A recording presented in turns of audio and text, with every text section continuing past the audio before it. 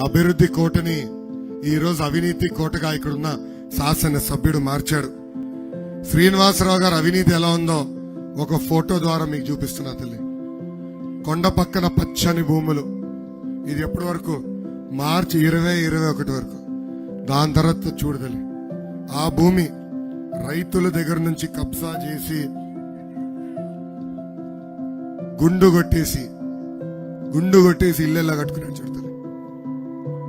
జగన్ తో పోటీ పడుతున్నాడు తల్లి ఇక్కడ ఉన్న ఎమ్మెల్యే. విశాఖపట్నంలో ఆయన 500 కోట్లు పెట్టి జగన్ ప్యాలెస్ కట్టుకుంటే ఇక్కడ ఉన్న మీ ఎమ్మెల్యే 50 కోట్లు పెట్టి ప్యాలెస్ కట్టుకుంటాడు తల్లి. పాపం ఈ భూమి కోల్పోయిన సుంకర పైదన్న నన్ను వచ్చి కలిశారు.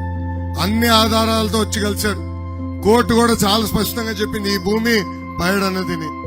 కానీ కబ్జా చేసి మెడబట్టి ఆ పైడని బయటికి గెంటేసి చూడండి 50 కోట్ల రూపాయలు ఖర్చు పెట్టి ఇల్లు కట్టుకుంటున్నాడు. ఈ డబ్బులు ఎవరు తల్లి? మన డబ్బులు దోచేసుకుని ఇక్కడ చూడండి ఎమ్మెల్యే ఎలా ఇల్లు కట్టుకుంటున్నాడు.